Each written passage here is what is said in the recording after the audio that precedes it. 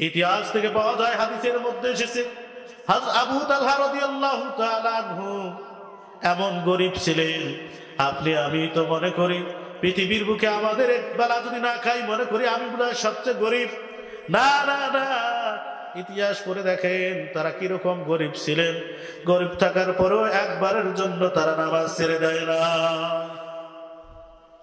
তারা এইরকম গরীব ছিলেন। কিরকম গরীব? আবু তালহা রাদিয়াল্লাহু তাআলা আনহু রাসূলুল্লাহ সাল্লাল্লাহু আলাইহি সাল্লামের পিছনে নামাজ আদায় করতেন। ফরজ নামাজ আদায় করার পর সালাম ফেরানোর পর সমস্ত সাজমাইন্ডা বসে যাইত। আল্লাহ রাসূল সাল্লাল্লাহু আলাইহি সাল্লামের উপর যা ওহী নাজিল হইত, আল্লাহ রাসূল সাল্লাল্লাহু আলাইহি সাল্লাম সমস্ত সাজমাইন্ডের সামনে সমস্ত কিছু বর্ণনা করে দিত। এখন আমার কাছে এই ওহী নাজিল হইল, এই আয়াত নাজিল হইল, আল্লাহ তাআলা আমাদেরকে এই রকম করে চলতে বলল, আমাদেরকে এই রকম করে আমল করতে হবে। কিন্তু একদিন দুই দিন দেখলেন লক্ষ্য করে যে সালাম বেরোনোর পর আবু তালহা রাদিয়াল্লাহু তাআলা আনহু তিনি আর নামাজের মধ্যে থাকেন না, মসজিদের মধ্যে থাকেন না। সালাম ফিরার সঙ্গে সঙ্গে তিনি বাড়ির মধ্যে চলে যায়।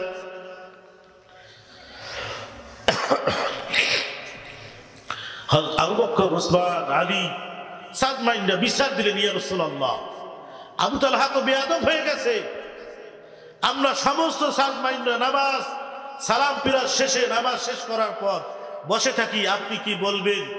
আপনার জবাব থেকে কথা শোনার জন্য আমরা বসে থাকি, অথচ আবু তালহা তো বেয়াদব হয়ে গেছে। নামাজ শেষ করার সঙ্গে সঙ্গেই সালাম ফিরানোর সঙ্গে সঙ্গেই তিনি বাড়ির মধ্যে চলে যায়।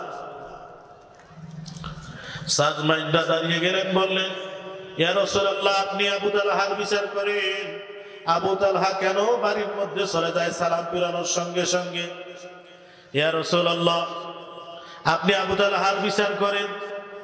রাসূলুল্লাহ সাল্লাল্লাহু আলাইহি সাল্লাম বললেন, চলো আবু তালহার বাড়ির মধ্যে যাই, যে একটু খবর নেই কি ব্যাপার।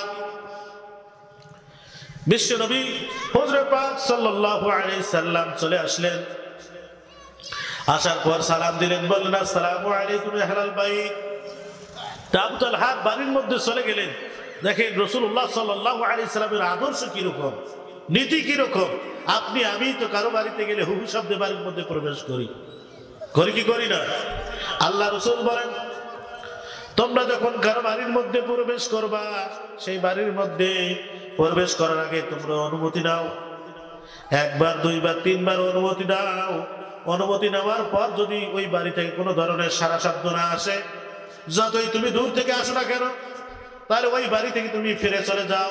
অনুমতি যেহেতু নাই বাড়ির ভিতর প্রবেশ করার জন্য, তাহলে রাসূলুল্লাহ সাল্লাল্লাহু আলাইহি সাল্লামের আদর্শ আমাদেরকে মেনে চলতে হবে কি হবে না?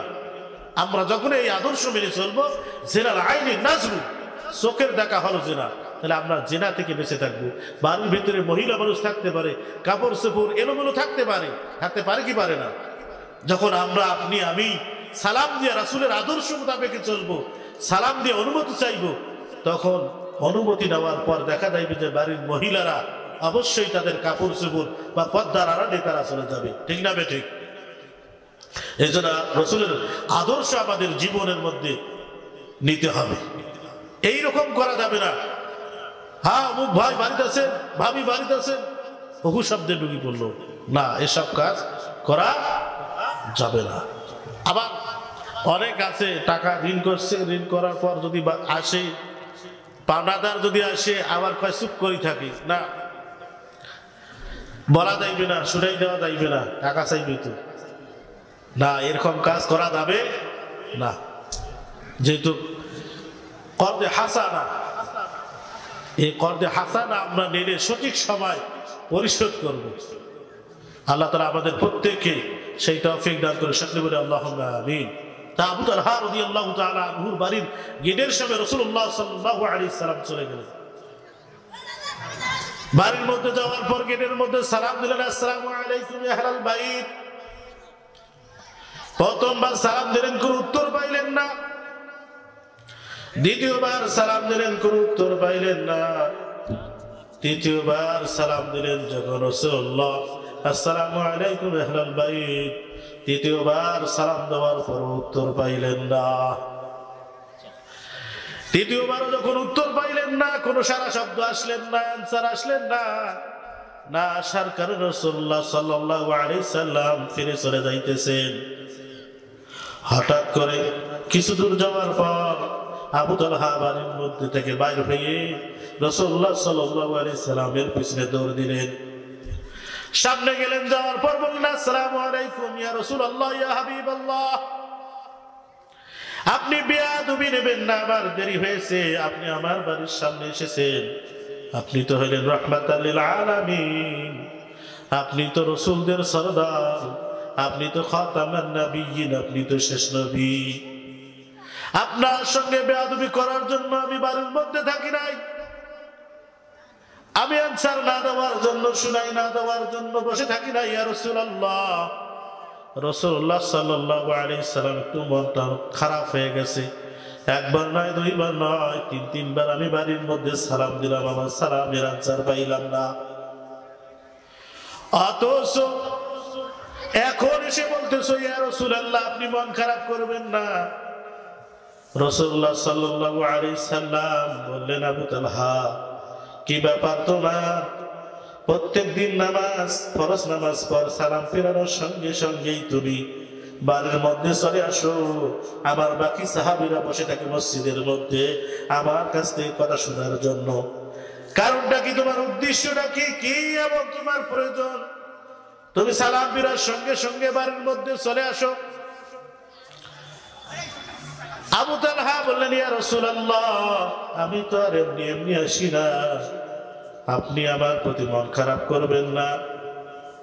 তারা আমার পক্ষে যে বিচার দায়ের করেছে আর অবশ্যই আমি উত্তর দেব ইয়া রাসূলুল্লাহ। আমি এমনি এমনি বাড়ির মধ্যে বসেছিলাম না, এমনি এমনি নামাজ শেষ করে আমি চলে আসি না, তার কারণ আছে ইয়া রাসূলুল্লাহ।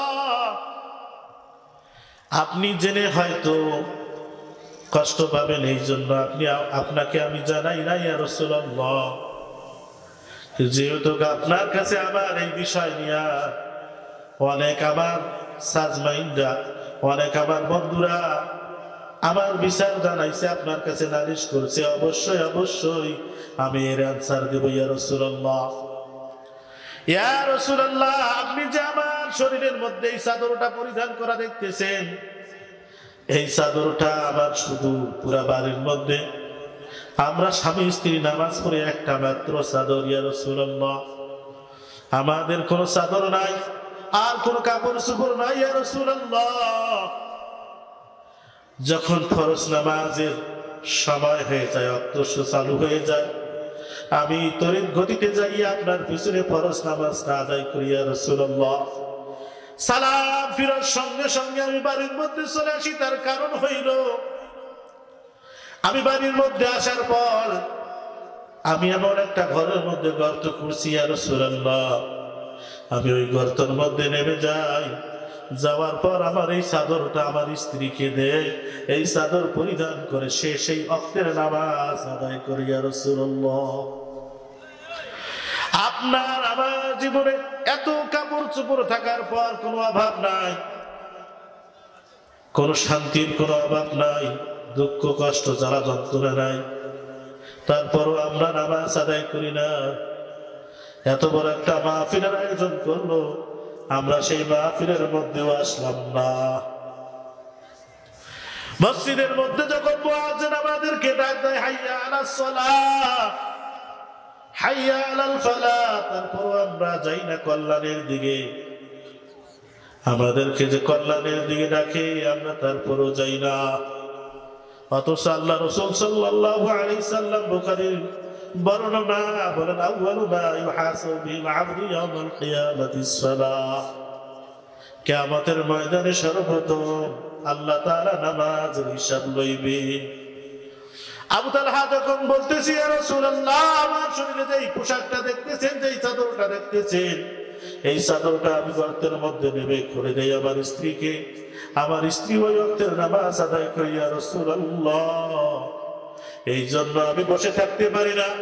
আমি যদি নামাজ শেষে আপনার পিছনে বসে থাকি, ওই নামাজের ওয়াক্তটা চলে যাবে, আমার স্ত্রী ওই ওয়াক্তটা ওয়াক্ত মতো নামাজ আদায় করা ফরজ, এই ফরজটা থেকে সে গুনাহগার হয়ে যাইবে। ইয়া রাসূলুল্লাহ, এই জন্য আমি আপনার পিছনে নামাজ আদায় করার পর সালাম ফিরার সঙ্গে সঙ্গে বাড়ির মধ্যে চলে আসি।